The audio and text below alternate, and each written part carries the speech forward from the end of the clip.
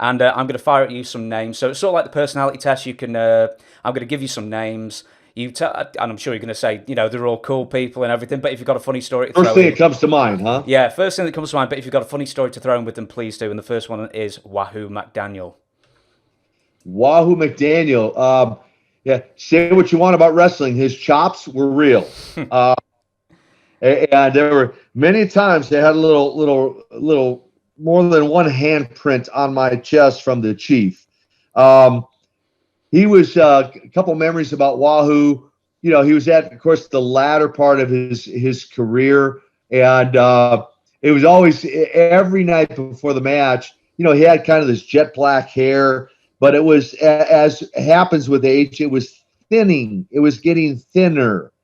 And so I don't even know what it was, but he always had this can of spray that he would spray on his head. It wasn't hairspray. It was like some kind of coloring to fill it in to make his hair look fuller, to make it look like he had more full head of hair. And it's, you didn't always, you had to catch him in the right mood if you wanted to tease him with something. So every now and then we could joke with him about that.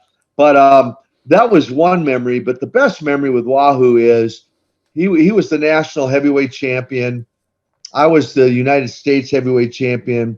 We were going to unify those two belts, and he was gracious enough to get in the ring and put me over and unify those belts, where I walked away with both of those titles on that night. And so, pretty amazing. And the whole nickname Wahoo, he had a pro football career prior to wrestling, and he actually got that nickname prior to wrestling from in the whole stadiums. When he played defense and he make a tackle, and the announcer would say, who was in on the tackle? Guess who? And they'd all go Wahoo. I mean, 50,000 people. So anyway, he was a great heel. He was a great fan favorite, and there's nothing but great memories about Wahoo McDaniel. Now, some of these names are going to be a bit more random here. So, Dark Journey. Okay. Who? Dark Journey. Oh, Dark Journey.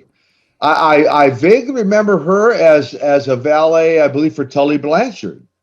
If I remember, that's my memory of Dark Journey, as a valet for Tully Blanchard.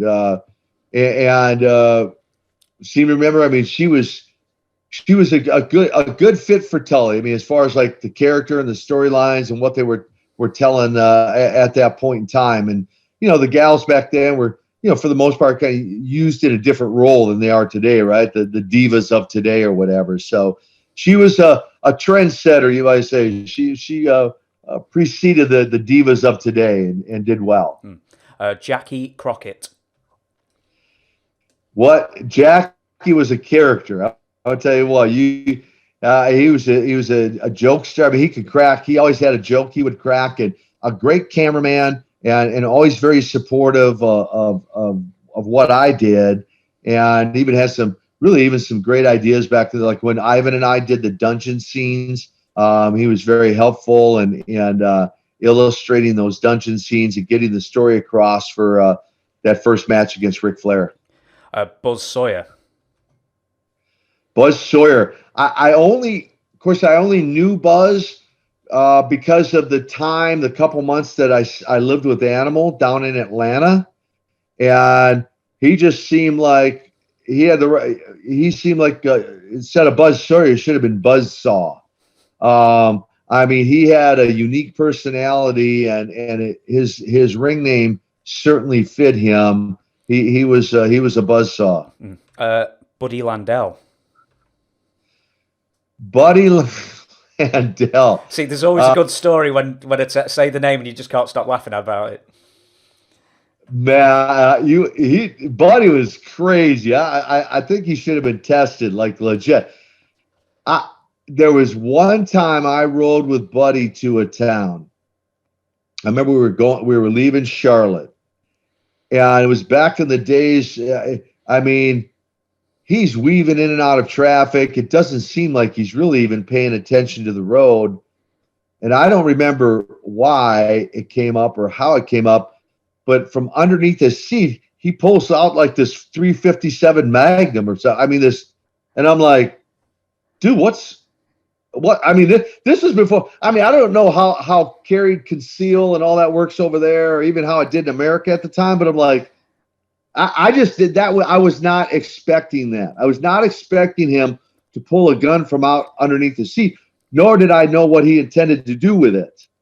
And I'm like, what are you doing? And he was just like, never know when you got to protect yourself. And I'm like, for real? I'm like, anyway, so yeah, and he drove so crazy. By the time I got home from that show, I vowed to never ride again in a car with Buddy Landel because I valued my life for many reasons. El Gigante. Elegante. I don't know that I ever got in the ring with him. I might have. It's interesting. I see all these different. Like I saw somebody put a clip on social media the other day for, Tracy Smothers giving me his kick or whatever, and I just I don't remember. So you're in the ring with a lot of guys. I do vaguely think I had like maybe a 6-man tag match. He was a big dude. I mean, obviously he wasn't as bulky as Andre the Giant, but he was definitely a giant of a man. Baby doll. Baby doll, Nicola. Man, she was perfect for what she did. She really was. Whether she was again at Tully's side or eventually at Dusty's side. In fact, there's a clip. A lot of times when I go and speak in churches and different opportunities I have to speak, I got this little 60-second opening clip, and it was Dusty, Magnum, and Baby Doll in the ring, and I'd already hit Magnum with the sickle, and Uncle Ivan was holding Baby Doll, and it was like I was going to hit her with my Russian sickle, and Dusty like shoves her out of the way, and he gets hit with the Russian sickle, and that begins an angle with Dusty and I against each other, and but yeah, Nicola was great. What on either side? Cowboy Lang or Lord Littlebrook, either one. We cry every summer. Those guys, man, they were. I just want to say they were fun to watch. Oh my gosh, and they were pretty cut ups in the dressing room too. Funny guys, and we always had the midgets on our shows in the summer. And the reason Crockett would put the midgets and women on the card in the summers because that was the time in those days when we drew the least crowds. Because for whatever reason, during the school year, we always drew better crowds. So in the summertime, Crockett would bring in those specialty matches to try to draw bigger crowds, and those guys were so fun to watch. Manny Fernandez. The Raging Bull. He would be one. Remember I said earlier that, we had great camaraderie among all the guys, and we did. And I tried the best, to really I feel get along with everybody. Although again, there are personality clashes, and I would say Manny was one that for whatever reason our personalities clashed. That's not to say we didn't get in the ring and still have a decent match, but he would have been one that I didn't necessarily look forward to wrestling in a single match. Now tag match obviously a little bit easier because you can tag in and out.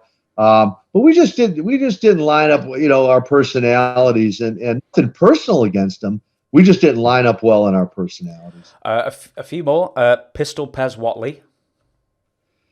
Pistol Pez, Shaska too, right? I think you wrestled Shaska.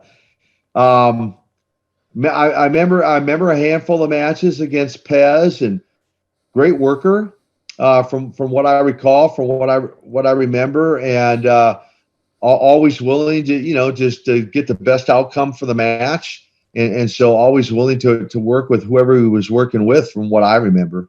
Sid Vicious. Sid. Woo! There are certain guys in wrestling that had a known reputation for being, I'll use I'll use the word reckless.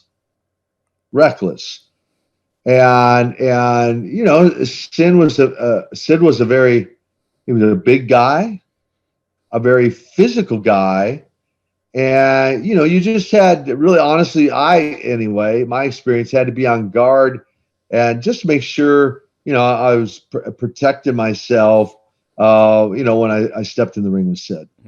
I take it you never played softball with him then. I did not. I did not play